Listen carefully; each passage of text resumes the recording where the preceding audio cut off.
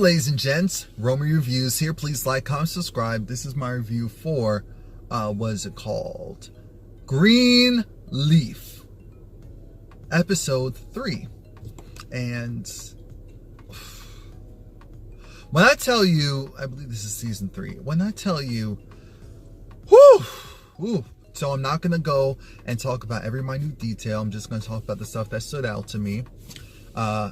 And this isn't going to be in any particular order. Let's actually start with Charity, because she is a mess. So Charity, she's dealing with a lot. She's dealing with the fact that she just quit the tour. She called up Jabari, and she was trying to see how their relationship was. And Jabari has to go. He has other things to do. He has other things to focus on. And that doesn't include Charity, because he's still on the tour. He had to get someone to replace him. And isn't the gospel singer that replaced Charity, she's a real gospel singer. She was on the Mary show because I think Erica's husband manages her, if I'm not mistaken. Curran, I think, something like that. Anyway, but Charity, she doesn't know who the woman is yet. All that matters is her situation is a mess. She tried talking to her father because she said she wants to preach. When I tell you, Pastor Bishop looked at her and said, "What? Excuse me? Huh? What? No." In so many words, his actual response was something more so of a, you decided music was your thing, and music is your thing. You can't go and bounce around to the next thing just because the main thing that you wanted to do doesn't seem to be working now. Preaching is a calling. It's not just a choice. And that hurt Charity's feelings, but I think Bishop was just so kind of irked and offended and irritated. Like, this isn't a joke. This is real life. This isn't a joke. This is real life. What do you think you're doing? But aside from that, that's when she went to Kevin's place. Aaron was there. Aaron was there watching her baby. And Aaron's family, so it's fine. Even though she's irritated about the situation, it's fine enough. The only problem, the only issue is that Aaron is moving in. Like we thought he was going to do. Aaron's moving in. And that means that Charity will now have to deal with her worst nightmare. Her worst nightmare is Kevin gets to go and he has his child, he has his boyfriend, and she has no one. Essentially, no career, no this, no that, and all of it's getting to her. It was funny how Aaron got the baby a gift, and the baby clearly really likes the gift, and it's like a stuffed giraffe or anything. But she was like, "Oh no, he isn't here. He can stay here." Mind you, as she was leaving, was like, "Oh yeah, give me the toy." So then she actually goes to drive 7 hours to meet Jabari on tour, and Jabari's over it because she has the baby in the car, not the car seat, the stroller. She was looking at him like, "What are you doing with that other woman?" He was looking at her like, "What are you doing with that baby, and why are you here? You're the one who said you didn't want to do that. You're the one that said..." And he's right, and he has the right to be irritated because he wanted more from the relationship than I think she was willing to give, or that she realized that she was willing to give at that time. And it does suck because he moved on. Now, I'm not saying that he's in a whole new relationship, but what I am saying is she's not his musical muse anymore.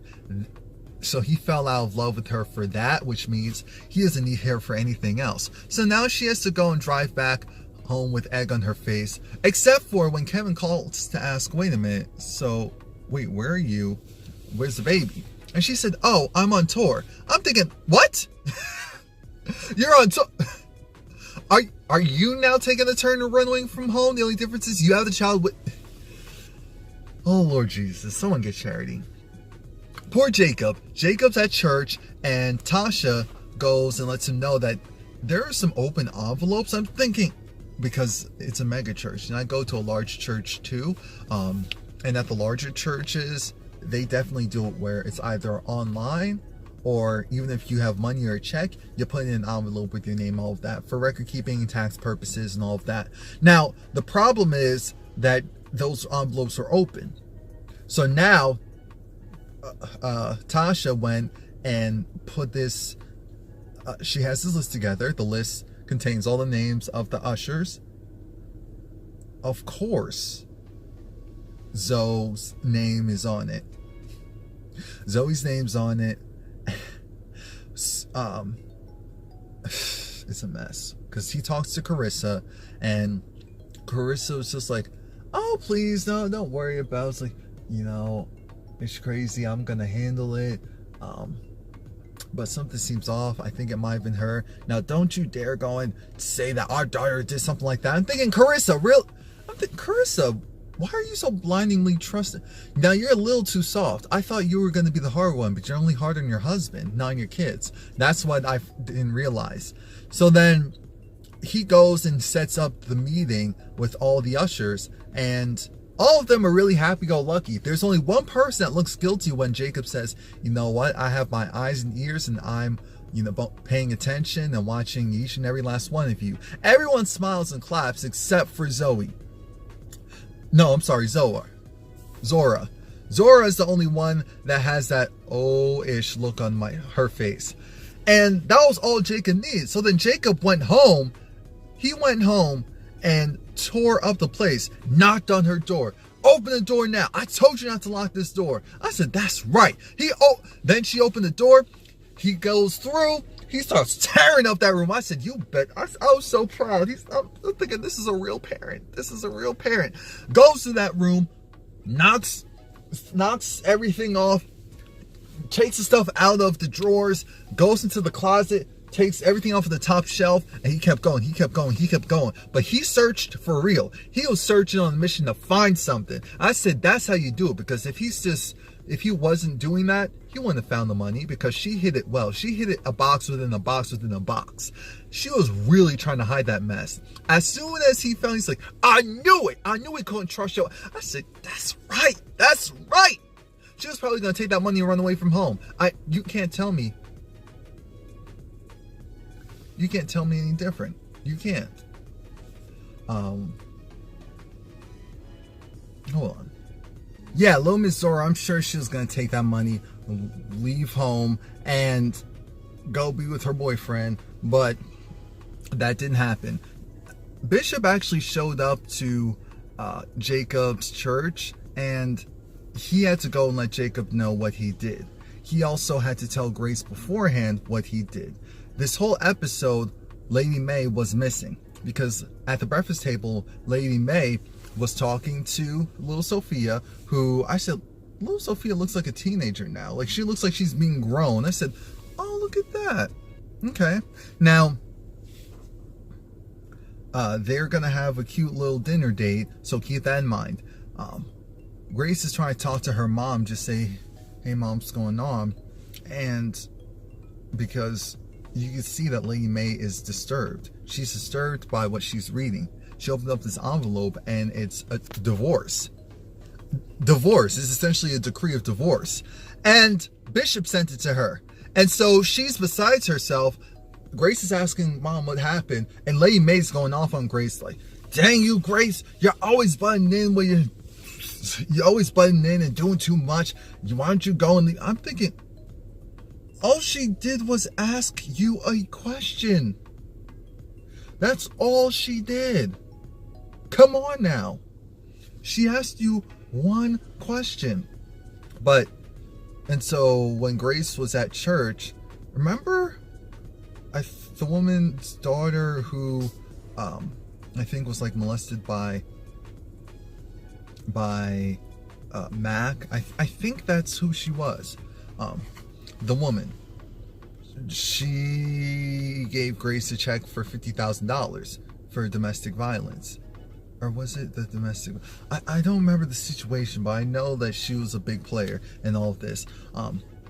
And that was because of Rochelle. So now Grace is a little conflicted, like, okay, is Rochelle really who I think she is? And so when she talks to Darius, and she does apologize to Darius and say, look, I'm sorry how I acted, but I feel like maybe he apologized as well. But they're good. What matters is they're good, and they have a nice little dinner date. The dinner date doesn't last for too long because Sophia calls and she's concerned. She has no idea where grandma is. And aside from that, Grace wants Darius to check up on Rochelle, use his police, detective contacts to check on Rochelle, see if she's legit. When he does that, he finds out that she is legit. But what he also finds out, because of course she's a super sleuth, he finds out that the church is, Calvary, along with a whole bunch of other ones, are caught up in this huge tax evasion scandal where a lot of the pastors didn't pay taxes on, I guess, their personal income or something like that. And it sounds like a law that got changed or regulation that got changed and they didn't abide by it, because it just seems odd. So I think that's probably what happened. Now we have, but that was at the end of the episode, and we see the fallout from that. Let's go Lady Mae. Lady Mae was a wreck. So Lady Mae, she left the house and she drove around and she came to this bar. The bar, I said, was this Mavis's old bar? I don't know. Maybe it was, maybe it wasn't. All I know is she was there and she told the guy, make this type of drink. So he made that drink and she was drinking a lot of it. She was enjoying the blues music and the lyrics were really speaking to the pain that she was going through at that moment. And aside from that, she also was talking to these women who she started buying drinks for. And she said that, look, she and her friend had the chance to go to Harvard School for ministry or something like that. And her friend went, but she didn't go. I think they came to this bar, and that's where Lady Mae met Bishop. And that's when her life changed. And that's when she gave up her hopes and dreams and aspirations. So she was just drinking and dancing and eating. And she even asked the bartender, the hotel that's close by, the motel that's close by, well, how is it? And he was like, ma'am, it may not be what you're used to, but it's clean. And she was like, oh, it's clean? Then cool, let's go. So she pays and she stumbles to that room. I was so scared for her because I said, Lord Jesus, please don't let anything happen to this woman. And thankfully she got to the room safely. Hold on. Yeah, and so she got to the room, but she was drunk and she was just contemplating and thinking about all the things that have been happening. And she had an epiphany when she woke up the next day, because she was so out of it. She put on the same clothes, she got herself together, and she walked out of there. So then she walked back, and like I said, Bishop already told the other kids that he did something really stupid and terrible with sending her the divorce papers. So she went and talked to Bishop and said, you know what you did was the best thing that could have happened to me, because the reality is I'm not happy and I'm not myself. I chose you over myself, so I'm not doing that anymore. I said, she wants a divorce. She's done. She loves you, but she cares more about her and she wants to invest in her. And I said, that message is powerful. That message is powerful. So I think that's it. I think I covered everything. Well, I covered everything that I wanted to cover because I don't remember anything else. Oh, Rochelle and Tasha. This is where we see things take a turn, because it looks like Tasha actually has a heart, but Rochelle doesn't. So Rochelle is not Skank's kin. They're related because of circumstance. It sounds like Skanks and Rochelle, both of their fathers were killed in the fire. That's why she hates the Greenleaf so much. That's why she wants her revenge. Tasha's only doing this because she's married to Basie. but she just feels like, okay, don't you think our souls are going to be messed up forever? And Tasha said that our souls, those people are the ones that let, you know, my father and your father-in-law die in a fire, and you're worried about them. So that's pretty much it. If there's anything else that I missed that you want to go over, you can go and put in the comment box or ask me questions about it. Please like, comment, subscribe, come back.